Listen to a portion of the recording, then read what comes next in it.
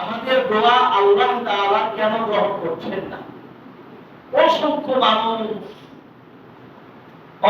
মানুষ মহান রবের নিকট প্রার্থনা করছে বিভিন্ন সময়, বিশেষত বর্তমান সময় এই তীব্র তাপদাহে প্রার্থনা করছে, কোটি কোটি মানুষ প্রার্থনা করছে আল্লাহ তাআলার নিকটে। তাহলে আল্লাহ তাআলা কোটি কয়েক মানুষের প্রার্থনা তো ওগুলো মঞ্জুর করছেন, আর অধিকাংশ মানুষের দোয়া তিনি কবুল কেন করছেন না? এর কারণ রাসূল সাল্লাল্লাহু আলাইহি ওয়াসাল্লাম স্পষ্টভাবে জানিয়ে দিচ্ছেন, অধিকাংশ মানুষ মহান রবের নিকটে দুহাত উত্তোলন করে বলছে, ইয়া রাব, হে আমার প্রতিপালক, হে আমার প্রতিপালক, হে আমার প্রতিপালক, বিভিন্ন মুখে প্রার্থনা করছে, কিন্তু তার খাদ্য হারাম, তার দেহে পরিবেশিত পোশাক হারাম, তার দেহ পতিত হয়েছে হারাম উপার্জনে।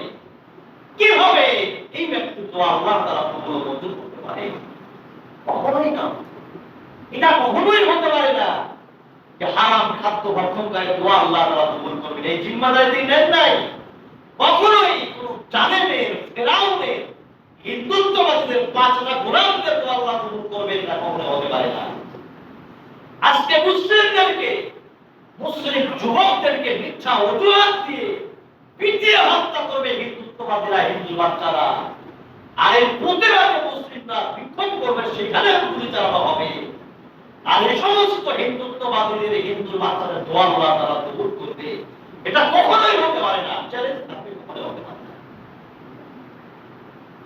সেই সমস্ত ব্যক্তিদের দোয়া কিভাবে কবুল হতে পারে না? দেশের সম্পদ সব লুটে ফুটে বিদেশে পাচার করছে, যারা জনগণের প্রাণের চাউল, গম, তিল সব কিছু মেরে দিয়েছে, জনগণের হক একটাও বসে নাই। কিভাবে এই সমস্ত দায়িত্বশীল দোয়া আল্লাহ তাআলা কবুল করতে পারেন?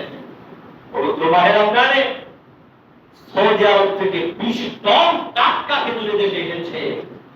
বাংলাদেশের তালাশ করলে কয়জন পেয়েছে এটা হিসাব করে দেওয়া যাবে না।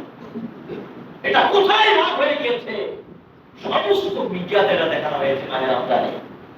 এই এলাকায় একজন পেয়েছে কিনা হয়তো আপনাদের তদন্ত করে দেখেন, হয়তো পেতে পারে কেউ, দায়িত্বশীল কেউ দেয়ার সাথে সে হয়তো পেতে পারে, কিন্তু একটাও হয়তো পাই পেয়েছে কিনা আল্লাহ তাআলা ভালো জানেন। এটা কার হক? এটা খেয়েছে কে? যে মাহে রমজান শুরুর সময় যে নেতা বলেছিল খেজুরের দাম বেশি, ওই দেবতার ওই নেতারা ঠিকই খেয়েছে।